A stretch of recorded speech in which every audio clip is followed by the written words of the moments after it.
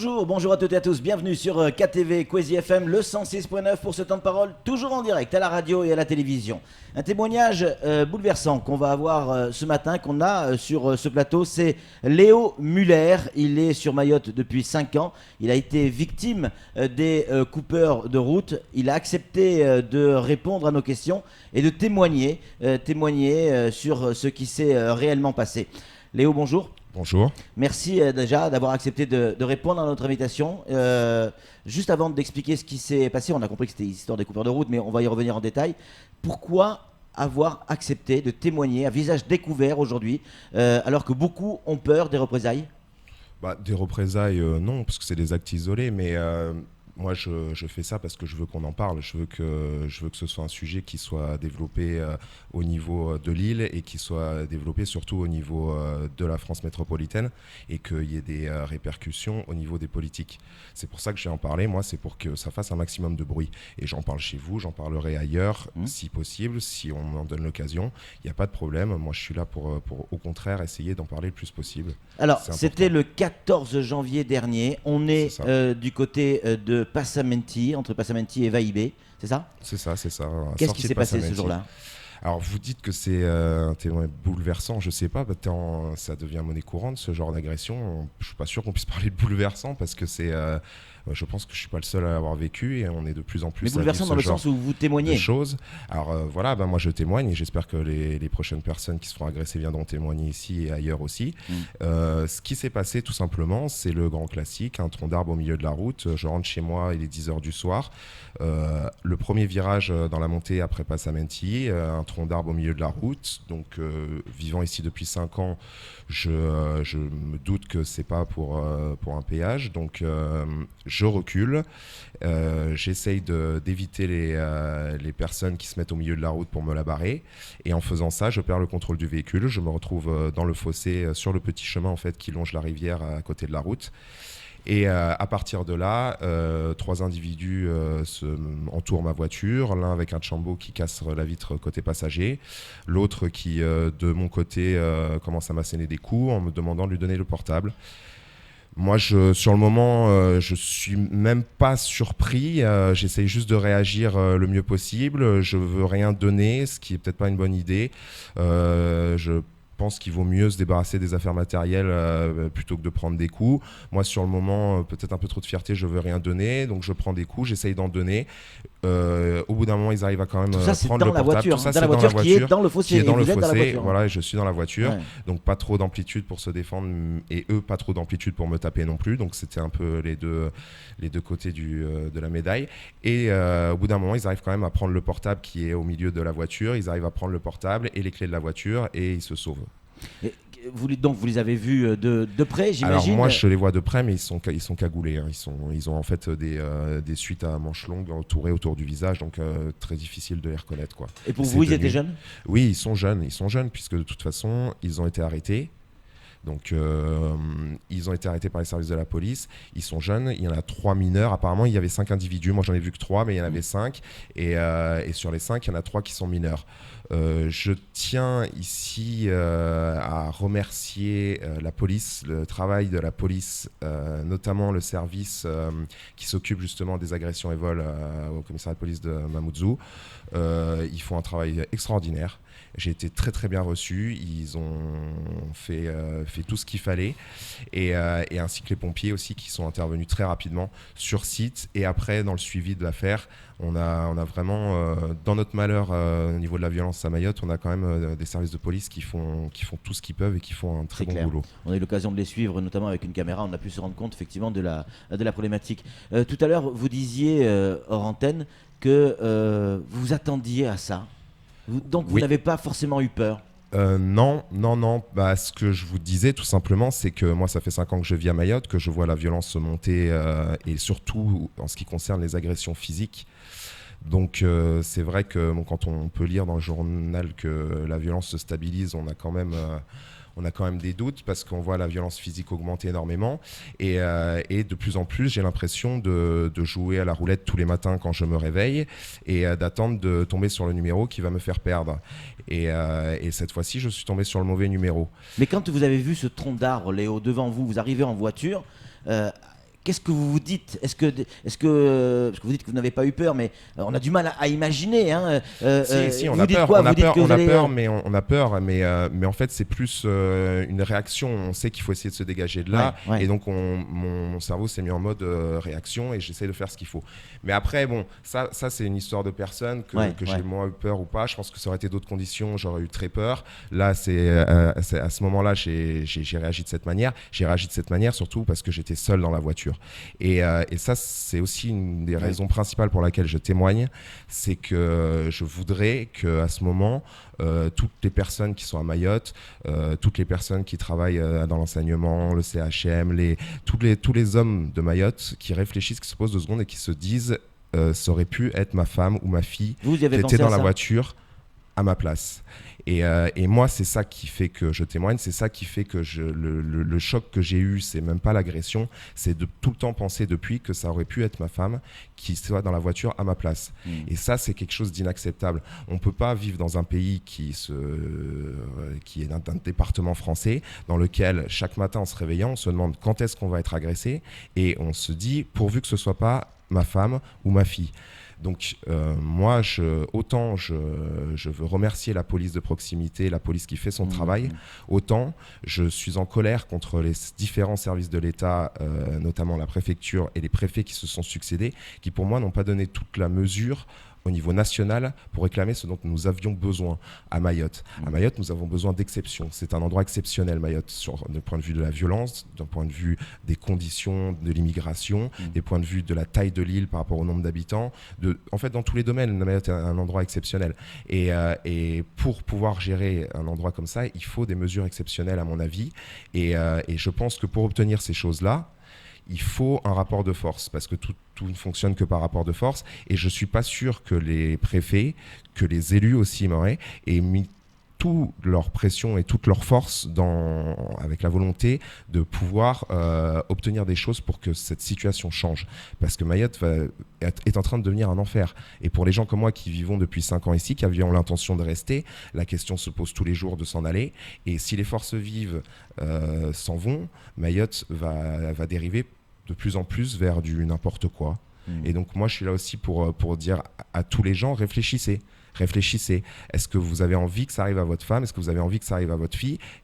Comment on peut s'organiser ? Personne n'est épargné là-dessus. Tout le monde peut y passer. Et non, enfin vous voyez bien, je suis pas non plus je suis le kidam moyen, moi. Bon, voilà, je suis passé là par hasard. C'est ce que je vous dis, c'est la roulette, quoi. J'ai tiré le mauvais numéro. Mais justement, parce que tous les jours maintenant, vous repassez par là pour rentrer chez vous.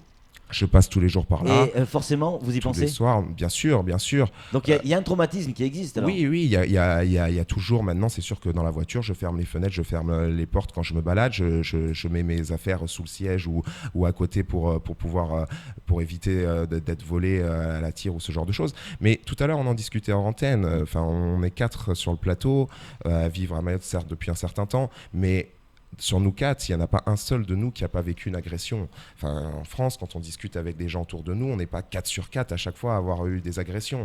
Ça arrive aussi, mais pas à cette fréquence-là, pas avec cette quantité-là.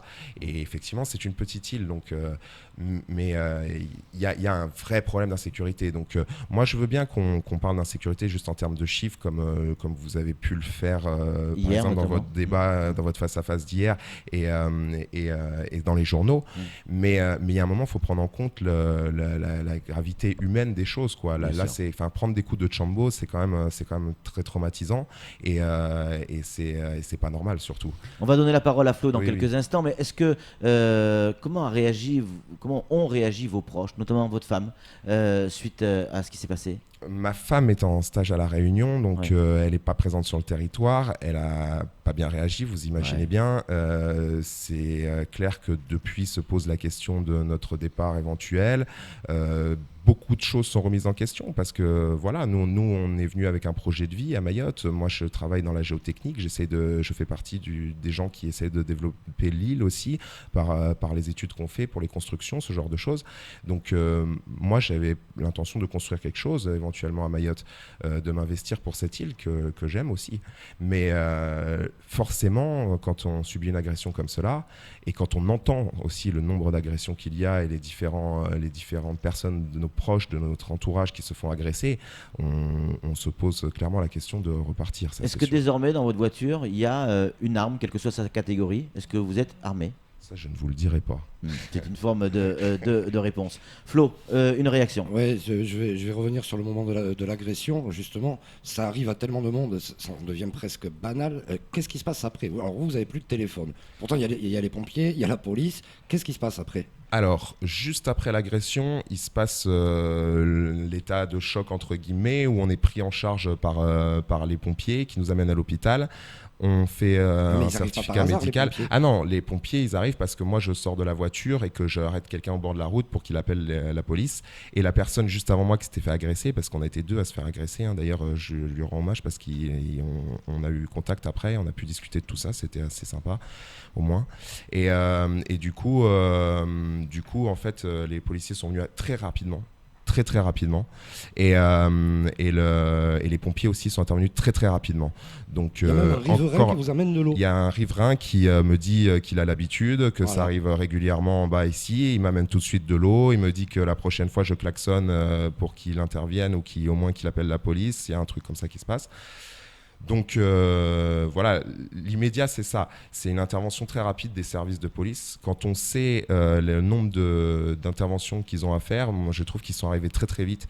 Encore une fois, je le redis, ils nous ont pris en charge de manière c'est eux qui ont sorti le tronc d'arbre. C'est les policiers qui enlèvent le tronc d'arbre, qui sécurisent la zone, qui ensuite traitent l'affaire.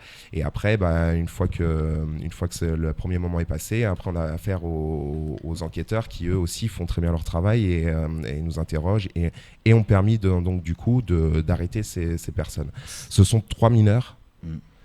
Ce sont 3 mineurs, ce ne sont pas des jeunes déstructurés, ce sont des jeunes qui parlaient français comme vous et moi pendant l'attaque, ils se parlaient en français entre eux, ils m'ont parlé en français, ce sont des jeunes mineurs. Qu'est-ce qu'ils vous parlaient? Non, ils m'ont juste dit donne-moi le portable, donne-le-moi, mais c'était pas portable, c'était donne-moi le portable, c'était où est le portable, est-ce que tu as quelque chose dans tes poches, ce genre de choses, c'était des phrases construites. Et il s'avère que les premiers éléments de l'enquête montreraient que c'est des jeunes qui en fait, c'est un délire du samedi soir quoi. C'est un délire du samedi soir, c'est des jeunes qui sont partis un samedi soir, au mieux d'aller faire un foot avec leurs copains, ils sont partis barrer une route. Donc c'est dire l'état de la mentalité de la jeunesse à Mayotte. Donc ceux qui ont été arrêtés, ces 3 personnes-là, c'est pas forcément les coupeurs de route du mois de mai et du mois d'avril qui avaient traumatisé toute l'île, c'est peut-être un simple jeu qui tourne au drame évidemment, un simple jeu de gamins un samedi soir. Alors ça, je peux pas vous le confirmer par rapport aux agressions précédentes, mais ce qui est sûr, c'est qu'effectivement, ces jeunes-là, les premiers interrogatoires ont montré que c'était effectivement une impulsion comme ça, subite, de jeunes qui sont allés couper des routes sans raison particulière, puisque ce ne sont pas des jeunes qui vivent dans des conditions de pauvreté extrêmes. Ce ne sont pas non plus des gens très structurés, mais on n'est pas dans des états de pauvreté qui pourraient faire comprendre ce genre d'agression.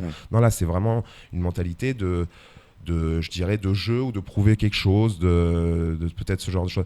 Et ça, c'est lié aussi à l'état d'abandon dans lequel on laisse les jeunes de Mayotte qui n'ont strictement rien à faire. C'est pas une excuse, mais c'est quelque chose qui permet peut-être de comprendre un peu pourquoi ce type de gens ont ce genre de comportement. Samuel Bocher, le rédacteur en chef de France Mayotte Matin, une question à vous poser, Léo, en forme de conclusion. Ouais, mon Dieu, je ne vous le souhaite pas, mais si les choses devaient se reproduire dans les mêmes circonstances ou d'autres circonstances, mais analogues, est-ce que vous avez réfléchi à la manière dont vous réagiriez ? Est-ce qu'il y aura un changement dans votre comportement ou est-ce qu'il y aurait une autre méthode, une autre attitude ? Oui, au niveau de... Alors, pour être tout à fait pragmatique et concret, effectivement, moi dans cette agression-là, en fait, le pire pour moi, ça a été de mettre ma voiture au tard. C'est-à-dire la marche arrière rapide qui m'a fait sortir de route parce que en plus, ça je tiens à en informer toutes les personnes, les assurances quand on est assuré au tiers naturellement ne prennent pas en compte les dommages. Donc toutes les réparations pour la voiture sont pour moi et mon regret c'est de ne pas avoir été plus calme et de ne pas avoir conduit la voiture un peu plus doucement puisque de toute façon tant que la voiture roule ils peuvent pas faire grand chose à part vous casser des vitres, vous casser les pare-brises. Tant que la voiture roule ils peuvent pas faire grand chose, donc l'idée c'est de faire une marche arrière peu rapide, mais toujours rester en mouvement et essayer de se sauver le plus loin possible. Et une fois qu'on peut faire un demi-tour, on fait un demi-tour et on s'en va. C'est ce que la première personne a fait. Il a réussi à faire bien. Et du coup, il a eu un pare-brise et une vitre cassée, mais au moins, lui, son intégrité physique a été préservée. Ouais, mais vous, ils étaient déjà derrière. Moi, ils étaient déjà derrière. Ils étaient déjà derrière. Donc, j'ai essayé de foncer pour les éviter. Et malheureusement, j'ai perdu. C'est-à-dire qu'aujourd'hui, si malheureusement ça devait se reproduire, vous ne les éviteriez pas ? Non, j'irai tout droit, oui. Ouais. Alors après, voilà, j'irai tout droit. En fait, j'essaierai de pas quitter la route, Ouais. surtout ça, quoi. Ouais. De ne pas quitter la route et de garder mon véhicule sur le chemin. En tout cas, merci beaucoup Léo d'être venu sur ce plateau, d'avoir témoigné. C'est vrai que c'est inquiétant ce témoignage. Pourquoi ? Parce que quand on explique qu'il s'agit probablement, a priori, selon l'interrogatoire, de gamins qui ont fait une connerie pour un jeu débile pour le samedi soir, ça veut dire que le problème des coupures de route n'est pas réglé. Parce que je vous rappelle qu'au mois de avril-mai l'année dernière, il y avait énormément de coupures de route avec des gens extrêmement bien organisés. En tout cas, je peux dire une dernière petite allez-y, chose. mais très rapidement, Léo. Voilà, ouais, très rapidement, je pense qu'il serait temps aussi que les victimes de ce genre d'agression se réunissent et se concertent pour éventuellement intenter des actions ou alors voir ce qu'il est possible de faire, parce Bien que sûr. comme toute chose, c'est toujours une histoire de rapport de force. Mais les gens ont peur, Léo. Les gens ont peur les- de venir témoigner ou de porter plainte. Ils ont peur des représailles, en fait. Hein. Oui, mais après, dans ce genre pas votre dans cas. ce cadre d'affaires, des représailles, oui, non, je pense pas. Comme je vous l'ai dit, c'est 3 jeunes qui ont fait ça sur un coup de tête. Et puis, il faut pas avoir peur des représailles. On est nombreux à subir des agressions. Il est temps qu'on s'organise et qu'on mette la pression à nos élus, à l'État, Vous avez raison. pour leur montrer qu'il faut qu'ils en fassent plus, parce qu'on ne sait pas assez. C'est pas Les ce qui est citoyens fait. honnêtes sont bien plus nombreux que les délinquants. Merci en tout cas d'avoir répondu à cette question. Merci à vous. C'est tout pour ce temps de parole. Tout de suite, la suite de nos programmes.